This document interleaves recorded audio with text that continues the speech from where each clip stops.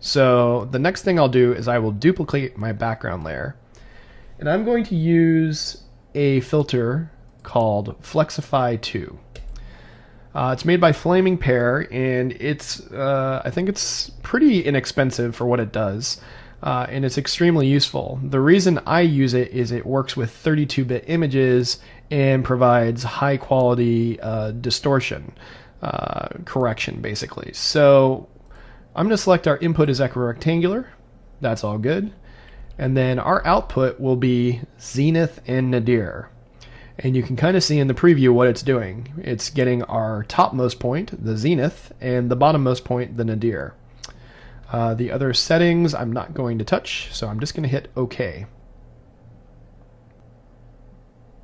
Alright, there we go. Things are looking good already. Now, I will say I've made actions that do this using Flexify, which is really useful. This one goes from equirectangular zenith to nadir, and this one goes from zenith and nadir to equirectangular, and I'll show you what that's all about later. Now let's get onto these paint fixes. Zooming in, that tripod has to go. There's a couple ways to get rid of it. I'm going to turn our exposure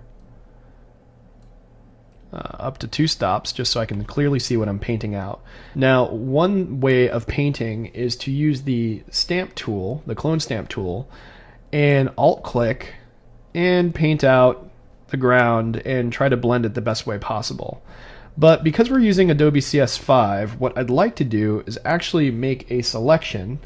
I'll use this lasso tool, which produces straight lines. And I want to use the content-aware fill to see what it actually does. I've been doing this lately, and it's been providing very good results. And it's actually fun and a little bit easier to get some, I don't know, random results in the ground plane.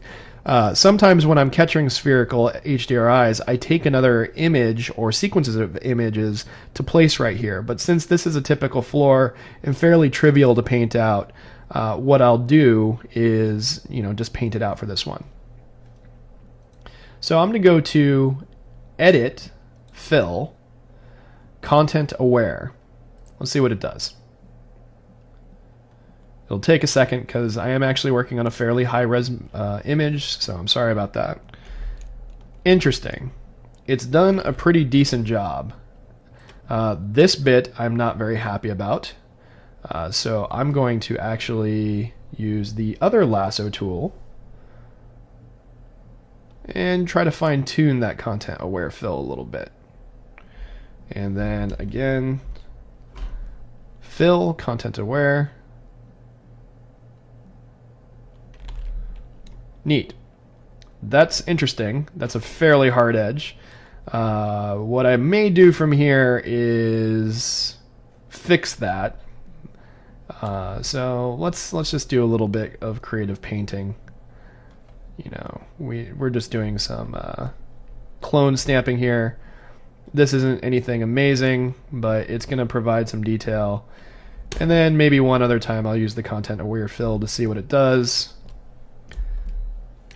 Oops. There we go. That's interesting. That's more random. I kind of like that. It looks like it fits in the scene. Now, something did happen up here that we need to correct.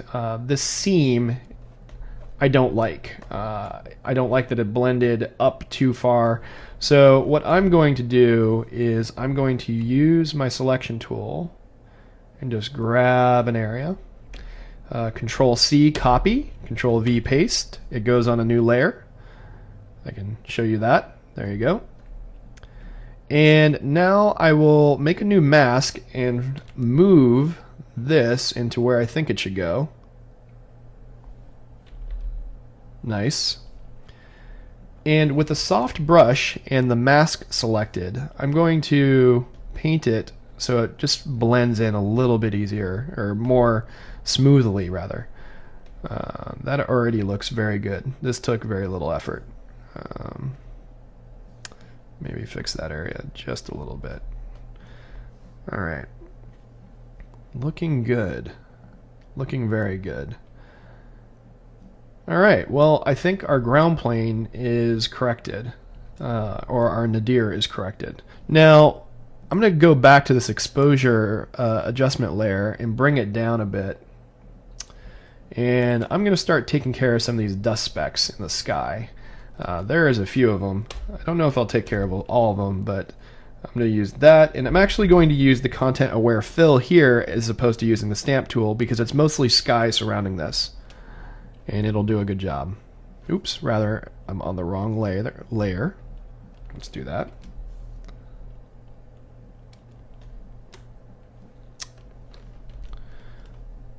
Good.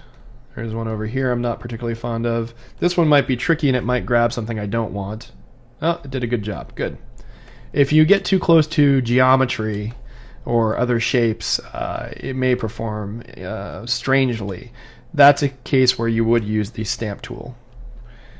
I won't go too overkill here for the video. I sometimes will spend, I don't know, a few minutes just combing through the image to see if there's anything I can fix, but I'm just showing you how quick and easy this actually is. Oh, there's one.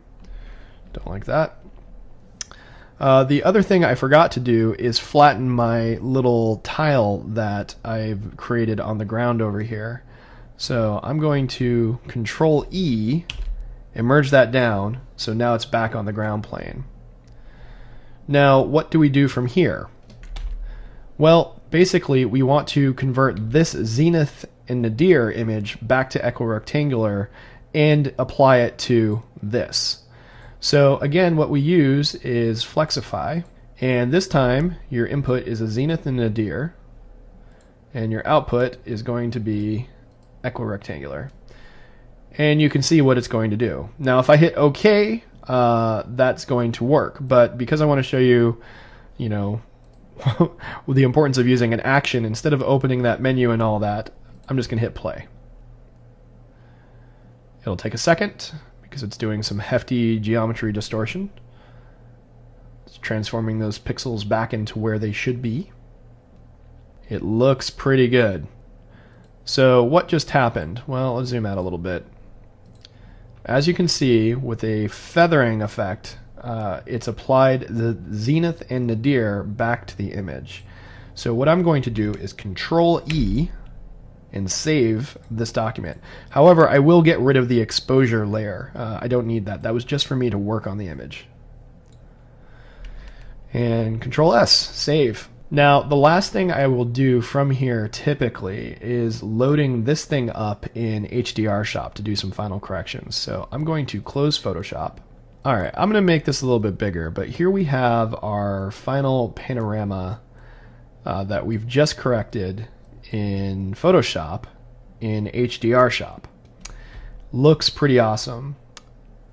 Now, I could have done this a couple of different ways. I could have left the tripod in where that white balance little plate is on the bubble level, and I could have made a reading off of that. In fact, I think I'll show you just how to do that so you know the other way. Where are my EXRs? We'll use this HDR shop one. Open it up. It'll take a second. I'm going to open another instance. And what I would do to set the white balance in this particular image is, although it is distorted, I would grab a sample from this area. Probably here is good. And then I'm going to go to Image, Pixels, White Balance Selection. Zoom out, zoom out. Don't know why that is double clicking. And it did. This image was actually pretty close already, but what if I wanted to say white balance to the sky? Well, let's grab a big selection. White balance. And there we go. That feels a little bit more natural. But this isn't the image I'm working on. So let's go back to the one that we worked on in Photoshop. The sky is actually pretty good and is looking alright. So what I'll do is image, well, what do I want to pick off here? Let's make a decision real quick. If I average that blue sky, the sunlight is probably a more appealing for the white balance in this image. So I'll go Pixels, White Balance Selection.